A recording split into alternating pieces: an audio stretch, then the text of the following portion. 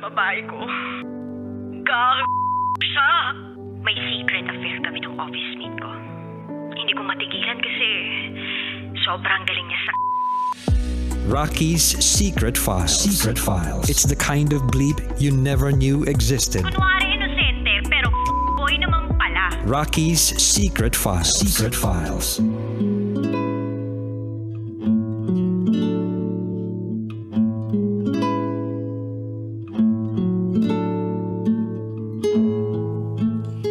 And we're back. Kasama niyo pa rin si DJ Rocky and this is Pam's Secret File. Si Pam na parang na-scam ng kanyang LDR boyfriend.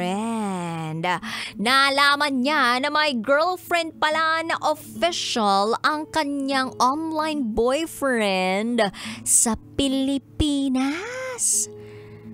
Ang tindi rin naman nung Michael na yun. Hingi ng pera. Tapos yung conversations nila, puro na lang pera. Buti na lang at merong mga kaibigan ng ating sender na nagtimbre sa kanya kung ano ba talaga ang bumabalot sa buong pagkatao nitong Michael na to. Tumingin sa katabi kung siya ay merong pangalan na Michael. Meron ka bang kilalang Michael? Baka yan yung tipong Michael na andyan lang pag Michael langan. Charot to, darot. Anyway, so pakinggan na natin ngayon yung mga kabisyo natin nag-share ng kanilang mga thoughts, comments, suggestions, and violent reactions. Ito po ang sabi ni Igop Motovlog. Hi DJ Rocky, nakakainis ang boyfriend ng SF sender natin. Boy gatas pala ang tawag sa ganyan. Ang lupet. Sa lahat, ganyan pa talaga. Tapos ang nagdesisyon yung boyfriend pa na maghiwalay sila, ibang klase. Dapat dyan ay ibinibitin patiwari. Charot with harot. Shoutout po sa SG ng Caimito Street, sa may Ugong Pasig, sa may Lanuza Gate. Salute, sir. Hi rin po kay Don Feria. Shoutout daw sa mag-ina niyang sila Ariana Althea at si Shira Salazar. Nagsiselebrate daw sila ng kanilang Monthsary. Ayan, taray naman ang Monthsary nyo. Pang 1,225 na ba yan? Shoutout with harot. Ito pa sabi ni Charles Sancho. Ang galing nung Michael. Actually, hindi lang siya manga, kundi mango din siya. Manggogolo. Charot with harot. Tsaka siya pa talaga yung nakipag-iwalay pa-fearless pero faithless. Sender, may side din kasi sa'yo at first na nagtiwala ng sobra. Pero sana hindi mo pinagsisisihan na nagmahal ka lang. May this be a lesson to you. Pahingi naman ng 50 euro bill. Ito pa sabi ni JP, ginawa ka namang palabigasan. Palabigasan. Sana na lang natuto ka na. Siguro biktima ka lang. Kasi nagmahal ka lang naman ng tapat. Sana sa susunod makahanap ka ng tunay. Okay lang yun at motor pa lang nakuha sa'yo. Buti na lang natauhan ka, move on na lang. Yun lamang po. Happy Monday, ma. Pabati po ako ng happy birthday Kim Angelo Domingo. Happy birthday! Hi rin kay Bruno. Sabi niya rito, waiting na lang yan sa karma niya. Solid ang karma niyan. Antayin mo lang. Buti na lang, naghiwalay na kayo. Yun lamang po, Ms. Rocky. Pabati po kay Julie Bernard, Centaro, Rai, Ronald Licious. God bless. Ito pa sabi ng ating kabisyo na Psyche Joy Parenga Binas. Binas rather. Take it away. Ang masasabi ko lang po sa ating sender, hindi po siya nag-iisa. Kasi, ganun din ako dati sa ex ko. Kumbaga, ako po yung nagpamasahe, nag-provide ng pamasahe niya papunta sa Maynila. Tapos, parang ako yung naging provider sa relasyon namin. Tapos, nung time na napunta ako nito sa ibang bansa, I found out he's been cheating on me. 2 times niya nang ginawa yun. 1 time, pinatawad ko siya. Then the second time around, ayun, nabuntis pa yung girl niya. Kaya may mga tao talagang pag alam nilang kaya ka nilang gamitin, gagamitin ka nila. Yung hanggat kaya nilang alam nilang kaya ka nilang hututan ng pera, huhututan ka talaga nila. Gagamitin yung pagiging mabait mo para lang magkapera sila, or hindi man lang iniisip yung mga naging hirap mo din para matulungan lang sila. Oh, hugs to you, Joy Binyas. Nabuntis pa yung girl. Ay, nakakaasar yung mga taong hindi patas magmahal. Pwede bang magkatagpo-tagpo na lang yung mga hindi patas magmahal at saka yung mga talagang maloko pagdating sa pakikipagrelasyon? Pwede bang ganun na lang? Tapos yung mga loyal, yung mga patas magmahal, yung bigay ng bigay, baka pwedeng sila na lang yung pagtagpuin? Pwede bang ganun na lang? Pero hindi eh. Kailangan talaga yung isa patas magmahal tapos yung isa scammer, ganun. Anyway, eto naman ang sabi ng ating kabisya na si Alizar Kaloyloy. Napakinggan ko kanina yung yung story kanina, yung secret file mo. Ang tanong, mabibili kaya ng pera ang isang kaligayahan ng tao? Hindi. Honestly, mabibili na ng pera pangangailangan mo. Pagkain, damit, kahit anumang bagay. Pero yung loyalty, yung pagmamahal, yung respeto, hindi. Kasi iniipon mo yun eh. Sarili mong desisyon yun eh. Ako sa totoo lang, Ate Rocky, hindi naman nabibili ng pera ang kaligayahan ng isang tao. Kailangan pinaghihirapan mo na makuha at maging tapat ka sa mahal mo. Kasi pag nawala yan, mawawala ang tiwala at ang pagmamahal na binigay mo sa kanya at sa sarili mo rin. Yun lang. Maraming salamat sa iyo, Elizar Kaloyloy. Hindi pa rin nawala ang tunog ng electric pan. Sabi ni Boy Pindot, mukhang hindi pa rin naayos yung electric pan niya. Feeling ko nga may makina siya dun sa gilid. O kung ano mong tumatakbo. Anyway, totoo naman na hindi nabibili ng pera ang tunay na kaligayahan. Pero, pwede rin naman tayong maging masaya dahil meron tayong mga nagagawa ng dahil sa pera. May napapurchase tayo ng dahil sa paggamit ng pera. Okay naman yung pera, basta ginagamit sa tama. At hindi basta-basta ninanakaw sa iba. Alam mo yung ganitong klaseng istorya, patunay lang talaga to na yung scammer talagang nag-evolve na sila eh. Oo. Yung mga scammer nag-evolve na sila. Ginamit pa nila ang human connection, interaction, human love para lang makapag-scam ng tao. Ibang klase, di ba? Anong puhunan nila? Laway-laway lang. Pwede rin palang time. Puhunan din nila yon. Puhunan din nila yung makapag-create ng account. Ganyan. Siyempre yung may build up yun eh. Diba? Yung tipong, sige background check ko nga to. May pera. Sige. Eto na yung gagawin kong gatasan. Una muna ipapa-fall ko. Kumbaga may 3-step plan yan eh. Taray. Hindi ako scammer pero parang base lang to sa mga napapanood ko na Tinder Swindler, yung mga ganon. Yung Netflix na documentary yun eh. yung tungkol sa isang babaeng na in love sa isang parang billionaire yung pagpapakilala niya sa sarili niya. Sa una, pinakagat lang siya, yung tipong ibinibigay sa kanya lahat, pinasasakay pa ng jet plane, pupunta sa mga kung ano-anong lugar, hanggang sa dumating yung time na nagkaroon na ng financial problem yung lalaki, tapos kinakailangan na siya na yung sumalo. So credit card niya na yung ginagamit, tapos nalalaman na lang niya, credit card niya na yung ginamit sa mga kung saan-saan hanggang sa lumobo na ng lumobo ang kanyang utang at hindi niya na mabayaran. Tapos ganun yung ginagawa nung lalaki sa lahat ng mga babaeng nakikilala niya. So basically, ito po ay isang malupit na scheme. Anyway, eto naman ang sabi ng ating kabisyon na si Gab.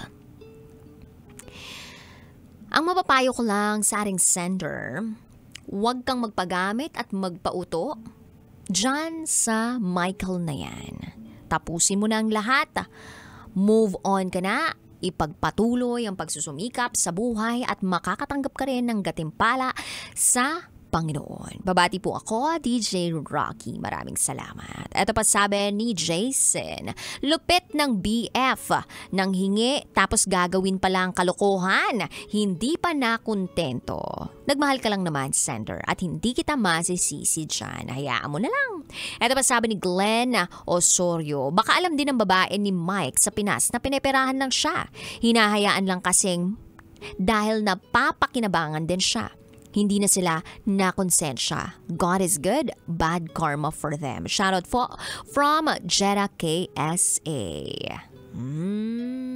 Ang dami pang nag-comment sa ating secret file for tonight. Katulad na lang ni Jojo. Ang sabi niya dito, Michael Leleng. Hi kay Wapsi, sabi niya, it's nice to see you po. Buti na lang ikaw nag-host sa amin sa NNIC Thanksgiving 2025. Oy, thank you so much, Wapsi. I appreciate your comment dito. Sana kahit medyo masakit yung singaw ko, diba, naitawid ko pa rin yun kasama ni Sir Marky from NNIC. Nakakatuwa na super game ang mga taga NNIC. Diba, recently, bakit nagbiglang nagpa-play na yung music ko? Wala pa, wag niyo muna ako ano yun ng ano. Ayan. Huwag muna tayo mag-play ng music kasi hindi pa ako tapos magsalita dito. So anyway, kasi diba recently, na-acquire na nga ng Sanmig ang NAIA. So, ang dami ng renovations. Nakakatawa kasi recently, di ba, nagpunta ako ng South Korea. So, nagpunta kami ng NAIA. Sabi ko, ang dami ng ginagawa, ang dami ng development. Lumalaki na, ganyan. So, wala lang.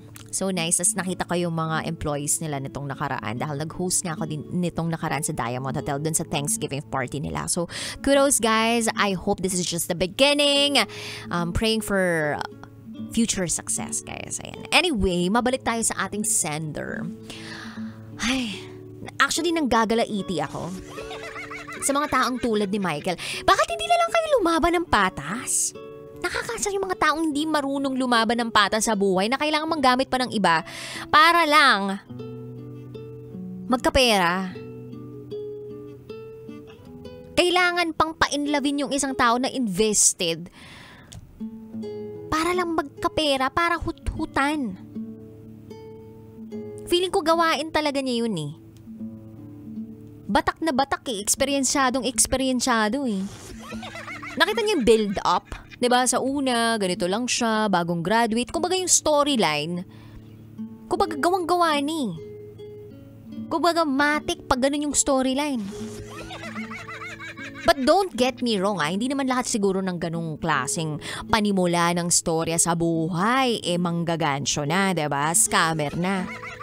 Pero yung ganung 360 na storya ng buhay ng isang tao na, okay, kakagraduate niya lang, naghahanap siya ng trabaho, tapos nagkakasakit yung kapatid niya, kailangan niya ng pera, araw-araw nanghihingi ng pera na sa'yo, tapos nag-guilt trip pag wala ka na ipapadala. Bakit? Ano ako sa'yo? May pinatago ka ba sa akin pera?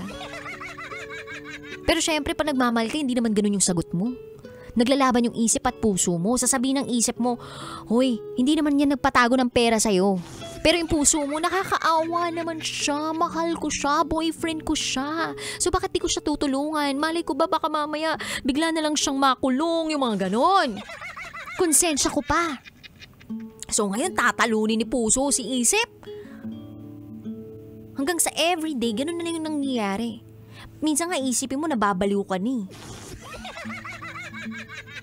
Minsan pa nga questionin mo yung sarili mo. Nasa tamang pag-iisip pa ba ako? Or parang nag-overreact ba ako? Kasi nanghihingi lang naman siya ng tulong eh. Guys, sa panahon ngayon, sobrang dami na pong manluloko, manggagansyo. Ang daming mga taong gumagawa ng mga subtle moves to make you believe that what they are telling you is true.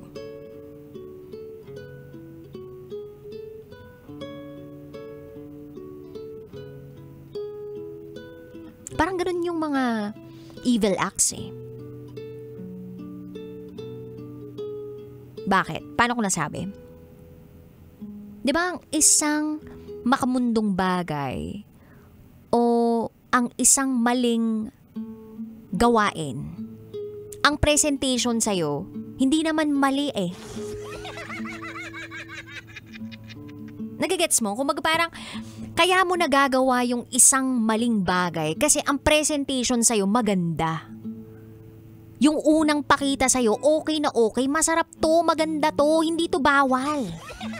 Pero deep down in your heart, alam mong mali, alam mong bawal. Pero dahil pinackage siya ng maganda, ay,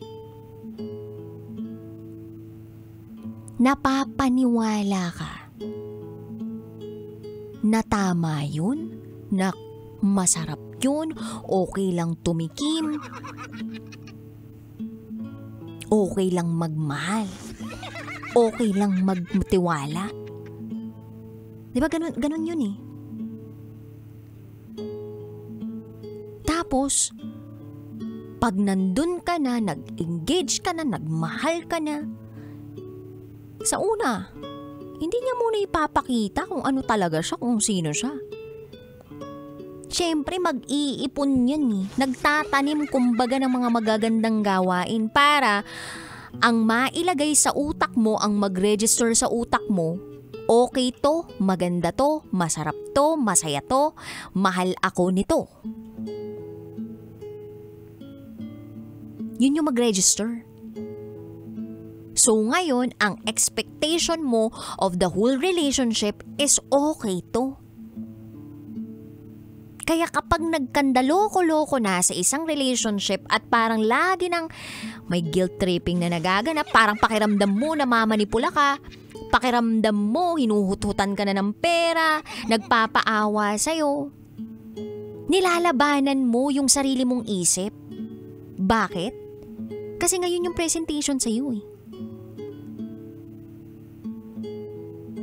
Yung mga liars, sobrang galing. Sobrang galing po ng mga manipulative people out there. They deceive you. They will make you feel na parang ikaw yung may mali kahit wala ka namang mali. Yung ganun. So, kailangan yung radar mo talaga sa kanyan, yung bukang-buka. So, I hope magdasal tayo for a gift of discernment. Kailangan talaga natin ng guidance sa mundong ito eh. Tsaka makinig ka dun sa inner voice mo. Because that voice comes from God. Yan ay niregalo sa'yo ng Panginoon. Hindi para lagi mong paniwalaan. But, to clear things out. To clarify whether or not totoo yung sinasabi ng gut mo. Kailangan attuned ka sa senses mo, sa gut feel na meron ka, because that is God's gift to you. Yan ay para protektahan ka, your well-being.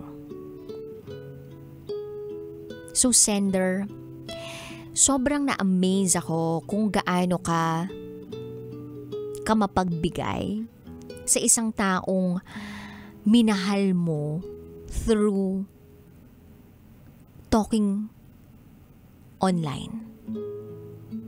Ang galing, ako na-amaze ako dun. As in talagang both of my hands nakataas dahil hindi ko alam kung paano talaga nai-in-love ang tao through social media just by talking to them and virtual. Hindi ko alam kung paano yung ganung klaseng yung ganung klaseng pakiramdam. Paano ka ba nai-in-love sa ganun?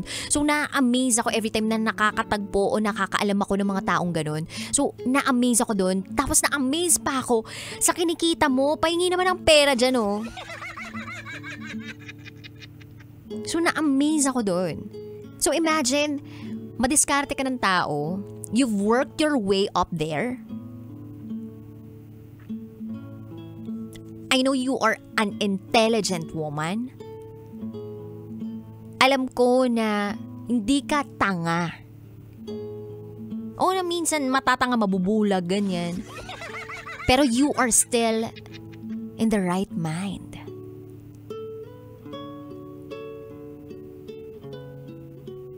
Kaya alam kong malalagpasan mo to. At naway marami ka pang kitain sa buhay. Na pera, ha? At naway matagpuan ka ng tamang tao na mamahalin ka rin. Hindi lang ng patas, kundi ng sobra-sobra pa. Because you deserve so much more.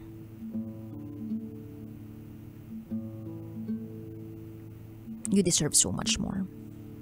Pero ang tip daw nila, be in your feminine energy.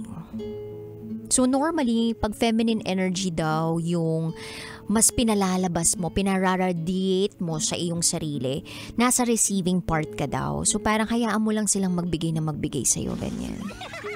Kung manlilibre ka man, yung mga kape-kape lang, ganun.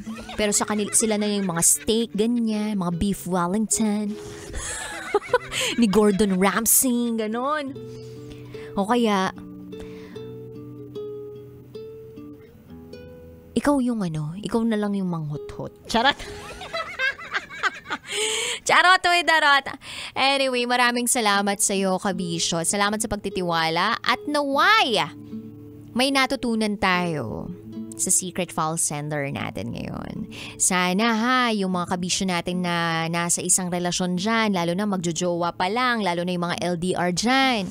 Ingat-ingat po tayo, ha. Hindi nyo po alam na baka manggayan, as in manggagamit. O mo, manggagancho. Mabuti sana kung meron ding ibinibigay sa'yo pabalik kahit katawan na lang, diba? Katawan na lang ng manok, ganyan. Katawan na lang ng baboy, diba? Para nag-invest ka, at least nakuha mo pa rin yung puhunan mo. Hindi yung nag-invest ka, tapos puhunan mo, hindi mo na nakuha. Wala ka nang tubo. Ganoon naman sa relasyon, diba? Di mo sure kung kikita ka or malulugi ka. Pero sabi nga, never regret the things that made you happy and never regret the people that made you happy. At least naging masaya ka pa rin naman. May natutunan ka lang naman. Yun lang. It's part of growing up. Anyway, kabisyo, susunod na po ang programang Top Secrets. Kaya naman, if gusto mong tumawag, tawag ka na sa akin, 0916-529-5595. Ibahagi mo sa akin ang pinakatatago mong sikreto. Ito ang programang hindi ka husgahan bagkus ikaw ay pakikinggan. At sa mga gusto magpadala pala sa Rocky's Secret Files, hindi nila kayang tumawag, o di mag-email na lang kayo sa akin, rockitera@gmail.com. Nakapiling po ninyo ang inyong Basta Princess DJ Rockitera. At kayo nakatutok dito na lang sa 90. Dito lang yan sa 90.7 Love Radio. Kailangan pa bang i-memorize yan? Basic. This is Spotify Philippines Top New Podcast of 2024 under Solo category. Pam's Secret File. Metro's #1